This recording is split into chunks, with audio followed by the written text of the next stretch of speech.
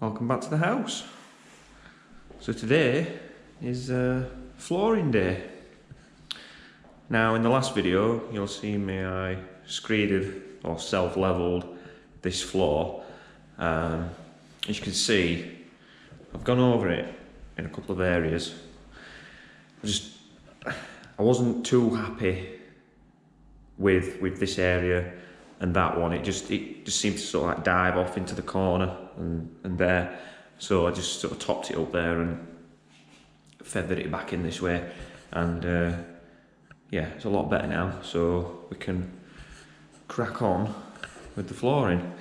So I'm just going to talk you through how I'm going to do it. This might not be how everyone's going to do it, or how, let's say, a professional who does it day in, day out would do it. But with this being the feature, I need to sort of make sure this floor is square on to this hearth on the fireplace.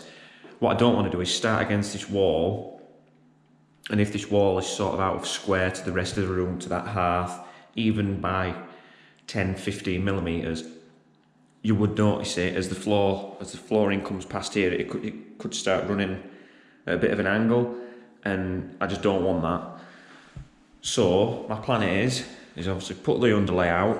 I'm then going to mark a straight line all the way down the room from the edge of the hearth. So a straight square line off of the hearth. In fact, you see a pencil mark here. This is what I just sort of did as a little test. So I'm going to put my 6 foot level up to that.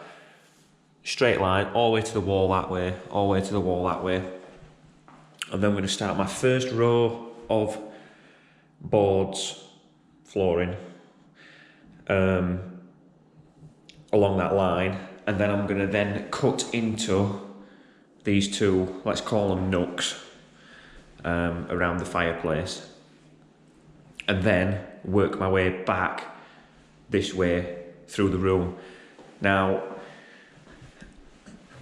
that's the only way I can sort of think that I'll get it bang on square with that fireplace. Now, my only other concern is this flooring's going all the way through downstairs of the house into the dining room. I'm not doing the kitchen. So my only other concern is, as this flooring comes through, is it going to be square with the front door? Because as you come through the front door, you don't want it, you want it sort of perpendicular to the, as you walk in, you don't want it at a slight angle. I think it'll look off. But so with these older houses, nothing is absolutely perfect.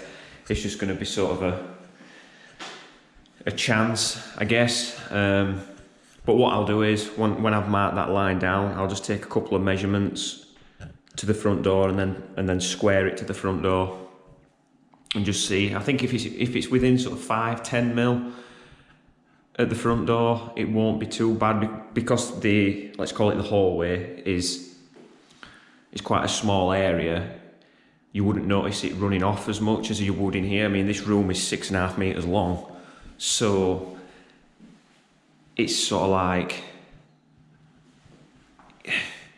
let's say if it was running 10 mil over 6 foot, that's sort of, how long's this room?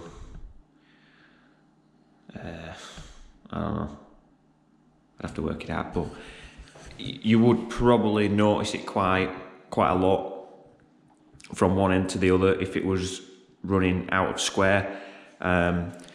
It does sort of mean more work, because I'll guarantee I'll have to do sort of like rips of boards along that wall and rips of boards along that wall, whereas if you started against just one wall, you're guaranteed to have a full board at one side and then only a cut at the other. But I want this to look right with the fireplace. That is the feature, that's the feature wall.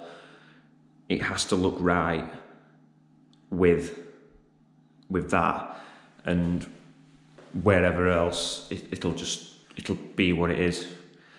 So my only other concern is if it works with the front door. So yeah, that's my method of doing this. Now, I'm gonna pick from 3 packs at a time just to sort of mix and match. This pack that I opened just to have a look, they are actually, I think it's this bottom, yeah, see this bottom layer. Let me take that plastic off. They're all pretty much the same size as those 6 boards, so I really do need to sort of mix and match. It does say the random plank lengths, but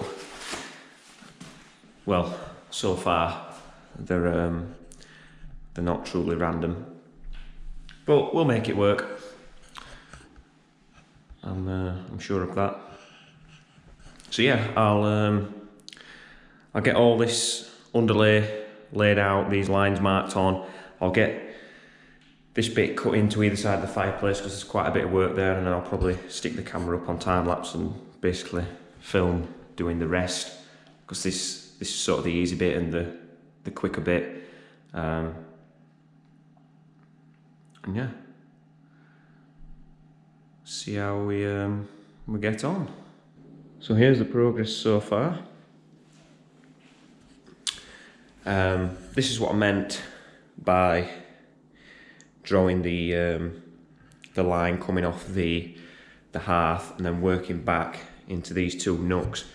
So if I stand down here, this board here is completely in line with the hearth all the way down, but then if you look, we've got like a strip cut here, and there's 6 boards and a strip cut there. But on this side, we've got 5 boards and it is a cut. It doesn't look like it, but it is. I think that there's like 10mm off that board, and then it gets a little bit smaller. It's like 25mm off that board down there. So it just goes to show how far out this room is out of square. Now I know I did build that stud wall, but I was never meant to square it up with anything, because I had a hinge anyway, a bit of an inkling that this room was out of square, and it is.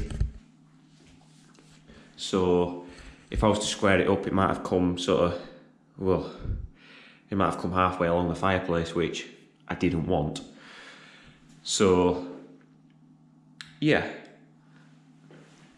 so the main thing is the flooring is centre with the fireplace. Been using these ratchet clamps just to keep them tight if I'm leaving it for a while. The bricks are just to hold the board down, because they're not very good, they're like cheap ones. They have a tendency to try and pull this end board up when you tighten them really tight, so these just keep a bit of weight on them. But yeah, that's where we are. For the spacing, you're meant to have like, well, from everything I've read, it says 10mm expansion gap.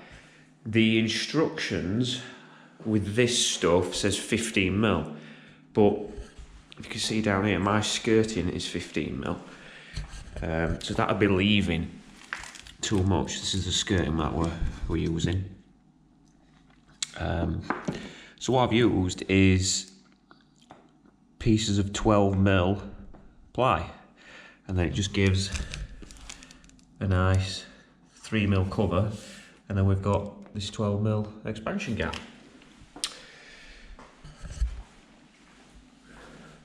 So that's what I've done. Just rip some strips of 12mm ply down, put it along all the edges, and then work up to that, and then it'd just be a case of, when I've done, is just pull these out. They are a bit tight, but I'll get them out, and then we can put the skirting on. So that's where we are. So sort of done the quite hard bit of cutting around the fireplace. Still undecided what I want to do along the actual edge of the brickwork. Now this here this is quite a nice line. The bricks are quite straight and flat, but down here there's one, this board here. It's just because the brick like concaves in. It's just how it's worked. So I'm not entirely sure what I want to do there. I was trying to avoid putting what they call scotia beading on, but I'll see what it looks like when I've finished. From a distance, it actually looks quite all right, but yeah, we'll see. So yeah, I'm just going to now crack on with the centre now, and it should go down a bit quicker. So there's a lot less cutting to do. It's just well, it's literally the cut that you have here on the end here starts your next row up there. So in theory now there should only be one cut per row, whereas before you're talking two, so there's a cut there, and then sometimes the off cut worked here, and then if not, I had to put full board in and then cut there, and then obviously got the cuts along the back, which took time. Bit of cutting around the brickwork underneath the hearth. So yeah, the hard bit is over for now. Obviously when I get up to this wall there'll be a lot more cutting to do again, but I've got a bit of a while to go yet. So yeah, I'll get cracked on.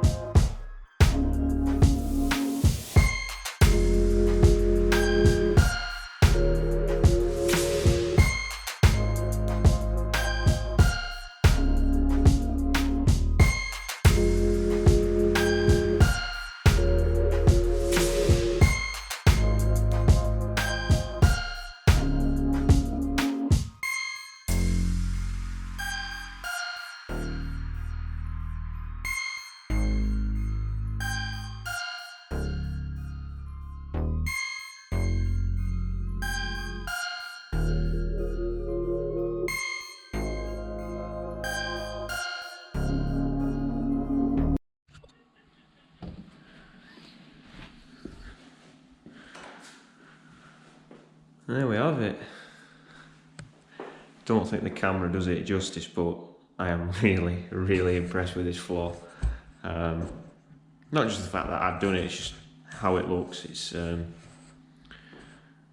it's amazing. And I don't think I've done too bad of a job,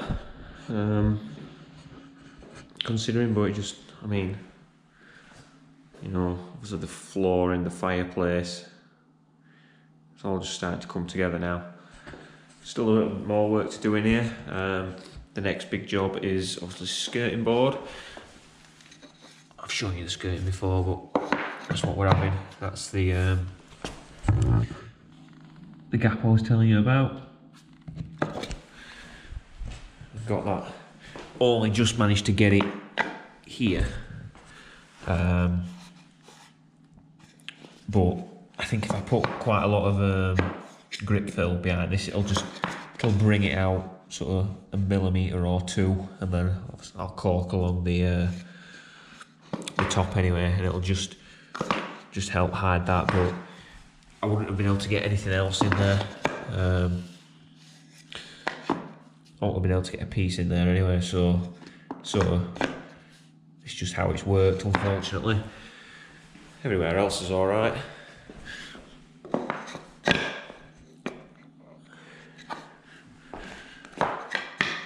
So yeah, I'm really, really happy with it. And obviously you can't tell this on camera, but the smell of it, with it being oak, is just it's just really nice. I mean, I like the smell of oak anyway. So yeah, there we go. Took about, what, it took a Saturday, a Sunday, and a Monday night. A few hours on a Monday night to get this to this stage. Obviously throughout the rest of the week now I'll get the skirtings and the architraves on, get them filled and painted. So I'm hoping by the coming weekend this room is pretty much done, and we can get the settee in, the TV in. We've still got to buy the TV stand. My dad's coming to put the new socket covers and switches on. Curtain, we've got that's to put up. Blinds. We've got the rails, the old rails to put up, and we had this problem upstairs, and I can't remember if I mentioned it or not, but because we've lowered this by, believe it or not, just 12.5mm plus the adhesive, because all this was knackered and cracked, so we ended up just overboarding it. It actually makes the blinds too long, so we'll probably have to order new slats, I think you call them. So yeah, we had to do that upstairs in the what is the office. So we'll see. I'm going to put the rails up and see, but I think we're going to have to order new ones, which they're about a couple of quid per slat, but there's quite a lot of slats to these two windows, so it's one of those things, a cost that we didn't sort of budget for or expect, but with renovations, as we've found, you just get costs creeping up from everywhere, so it is what it is. Need to do it, so just pay it. That's how it is. But yeah, here's the floor again. Just need to give it a good hoover and a mop. But yeah, you can sort of see now what I meant by squaring it up with the hearth, and then whatever it works to that wall, it is what it is, and whatever it works to this wall, it is what it is. Actually doesn't look too bad against this wall. We've got quite a bit of material took off here, and then obviously down here it actually works full board. we've still got the tongue on. Like I said, the skirting board only just covers, but you won't notice that once the settee's there and everything. You won't notice it. The main thing is this floor is running square off the fireplace, which was a must, 100% must, had to do. So I'm happy I took the time to get that right. It took me about a day. It took me all of Saturday just to do sort of this bit and this and that bit. We did have to nip out for a few hours, but yeah, most of Saturday was just doing that. And then so Sunday was from the hearth to this last full board here, and then just Monday night was just doing sort of the cutting in, getting this right in the doorways. So I had to cut under the door frame to get that to work. Just need to get a new trim. Got one here, but it's a bit old and knackered. It was the existing one, and it doesn't go into there, and I'd like that to go into there, so I'm gonna pick a new one of those up. But yeah, obviously still got all through the hallway and into the dining room to do, but that's how I feel about that for now. Shut the door on it. So yeah, I'll get cracked on with the skirting board and the architraves. There we go. Skirting board and architrave is on.